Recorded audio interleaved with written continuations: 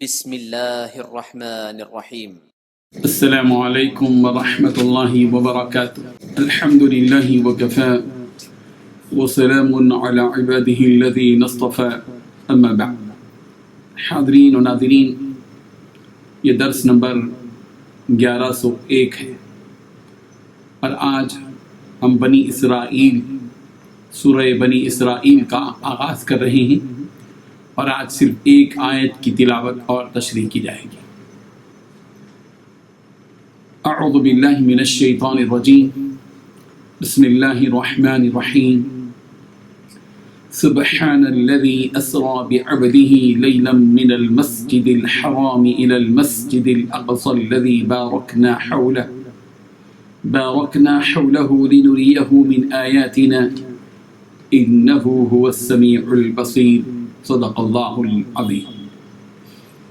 لفظی ترجمہ یوں ہے: سبحان الذی، پاک ہے وہ ذات جو اسرا سفر کرایا چلایا بعبدہ اپنے بندے کو، لیلاً ایک رات، من المسجد الحرام مسجد حرام سے، الی المسجد الاقصی مسجد اقصی کی طرف، الذی وہ، بارکنا حولہ جس کے اطراف کو ہم نے برکت والا بنایا، لنریہ تاکہ ہم ان کو دکھائیں، من آیاتنا ہماری نشانیاں، انہ بے شک وہ، هو السمیع سننے والا، البصیر دیکھنے والا ہے۔ ترجمہ یوں ہے: پاک ہے وہ ذات جس نے اپنے بندے کو ایک رات میں مسجد حرام سے مسجد اقصی تک سفر کرایا، جس کے گردا گرد ہم نے برکتیں رکھی ہیں تاکہ ہم اسے اپنی آیات دکھائیں، بے شک اللہ تعالیٰ سننے والا جاننے والا ہے۔ اس ایک آیت میں 4 باتیں بتلائی گئی ہیں۔ پہلی بات، پاک ہے وہ ذات جس نے اپنے بندے کو ایک رات میں مسجد حرام سے مسجد اقصی تک سفر کرایا۔ دوسری بات، جس کے گردا گرد برکتیں رکھی ہیں۔ تیسری بات، تاکہ ہم اسے اپنی آیتیں دکھائیں۔ چوتھی بات، بے شک اللہ تعالیٰ سننے والا جاننے والا ہے۔ بزرگان محترم، سورہ بنی اسرائیل کو سورۃ الاسراء بھی کہا جاتا ہے۔ اسی سورت کو سورۃ الاسراء جو کہا گیا ہے، جس کا اس لیے کہ اس کا آغاز، اس سورت کا آغاز اسراء سے کیا گیا، یعنی واقعہ معراج سے، جو مسجد حرام سے مسجد اقصی تک جو پیارے پیغمبر صلی اللہ علیہ وسلم کا سفر مبارک ہوا، اس کو اسراء کہا جاتا ہے۔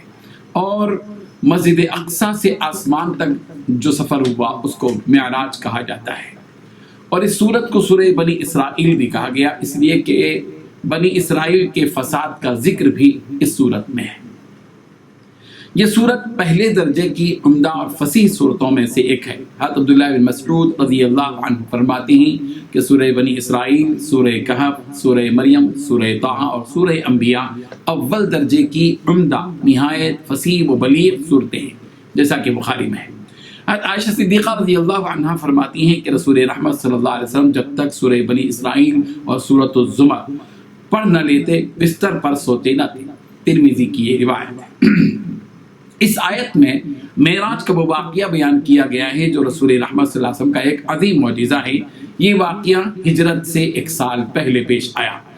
اس حیرت انگیز واقعے کو بیان کرنے سے پہلے اللہ تبارک و تعالیٰ نے سبحان الذی کے ذریعے یہ بتلایا کہ جس نے رسول رحمت صلی اللہ علیہ وسلم کو رات کے ایک مختصر سے حصے میں مسجد حرام سے مسجد اقصی تک کا سفر کروایا، جس کا فاصلہ 1235 کلومیٹر ہے، اور مسجد اقصی سے 7 آسمانوں تک کا سفر کروایا، اور سدرۃ المنتہا تک پہنچا کر اسی رات کے ایک حصے میں دوبارہ جہاں سے نکلے تھے انہیں مسجد حرام سے وہیں پہنچا دیا۔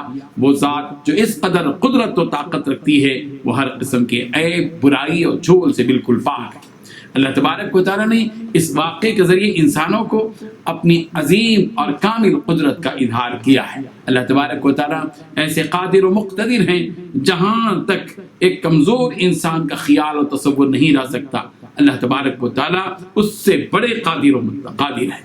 اللہ تبارک و تعالیٰ نے اپنے قدرت کے مظاہرے کے لیے اور اپنے پیارے حبیب صلی اللہ علیہ وسلم کے مقام اور منصب اور آپ صلی اللہ علیہ وسلم کی عظمت اور بلندی کو ثابت کرنے کے لیے ایک ایسے معجزے کا اظہار فرمایا جو ہمیشہ کے لیے معجزہ رہے۔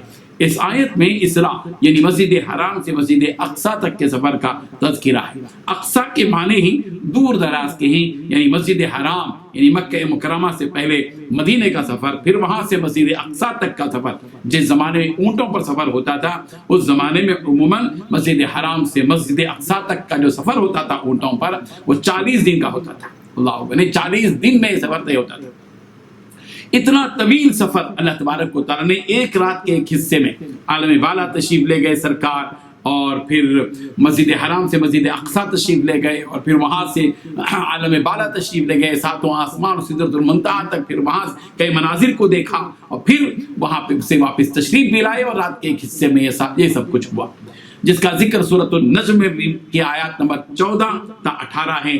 عند سدرۃ المنتہا عندها جنۃ المأوى اذ یغشی السدرۃ ما یغشی ما زاغ البصر وما طغى وغیرہ۔ صحیح مسلم میں حضرت انس بن مالک رضی اللہ عنہ سے روایت ہے کہ نبی کریم صلی اللہ علیہ وسلم نے اپنے سفر کا پورا واقعہ بیان کیا۔ یہاں ہم اس واقعے کو بیان اس لیے نہیں کریں گے کوئی طویل واقعہ ہے، اور یہ واقعات تو ہم ظاہر بات ہے کہ ہر وقت سنتے رہتے ہیں۔ معراج کی رات میں بھی عموماً مجالس جب منعقد ہوتے ہیں تو لوگ اس واقعے کا تذکرہ کرتے ہیں۔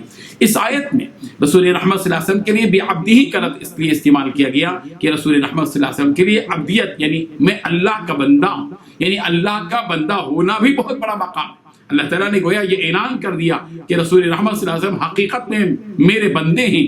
ایک مرتبہ ایک فرشتہ رسول رحمت صلی اللہ علیہ وسلم کی خدمت میں حاضر ہوا، اس نے عرض کیا کہ آپ کے رب نے آپ کو سلام فرمایا ہے، اور فرمایا ہے کہ اگر تم چاہو تو عبدیت والے نبی بن جاؤ، اور اگر چاہو تو بادشاہت والے نبی بن جاؤ۔ رسول رحمت صلی اللہ علیہ وسلم نے مشورہ لینے کے لیے حضرت جبریل امین علیہ السلام کی طرف دیکھا تو انہوں نے رسول رحمت صلی اللہ علیہ وسلم کو تواضع اختیار کرنے کا مشورہ دیا۔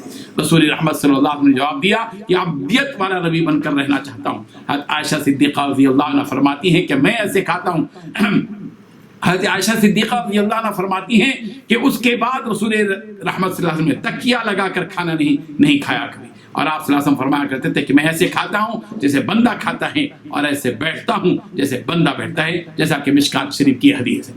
رسول رحمت صلی اللہ علیہ وسلم کے لیے اس آیت میں عبدہ کا لفظ اس لیے بھی استعمال کیا گیا کہ معراج کے اس واقعے کی وجہ سے کسی کو یہ وہم نہ ہو جائے کہ آپ کی حیثیت عبدیت سے آگے بڑھ گئی، جیسا کہ عموماً غلو کرنے والے ایسی حرکتیں کرتے ہیں، جیسا کہ نصارہ نے حضرت عیسیٰ علیہ السلام کے بارے میں غلو سے کام لیا اور ان کو اللہ تعالیٰ کا بیٹا بنا لیا، حالانکہ حضرت عیسیٰ علیہ السلام اللہ کے بیٹے ہیں بلکہ وہ اللہ کے رسول اور اس کے بندے ہیں۔ مسجد اقصی کے بارے میں اس آیت میں یہ بھی بات بتائی گئی الذی بارکنا حولہ، وہ مسجد اقصی جس کے چاروں طرف ہم نے برکت دی ہے۔ یہ برکت دینی اور دنیاوی دونوں اعتبار سے، دینی اعتبار سے برکت اس لیے کہ بیت المقدس انبیاء کرام علیہم الصلوۃ والتسلیم کا قبلہ رہا اور وہ ان کی عبادت گاہ بھی رہی۔ بیت المقدس ان 3 مقدس مساجد میں سے ایک ہے جن کو سب سے زیادہ مقام اور مرتبہ حاصل ہے، یعنی مسجد حرام، مسجد نبوی اور بیت المقدس۔ اور دنیاوی اعتبار سے بھی یہ سرزمین اس لیے برکت کی ہے کہ یہاں اس علاقے کے اندر زیادہ سے زیادہ نہریں اور باغات ہیں۔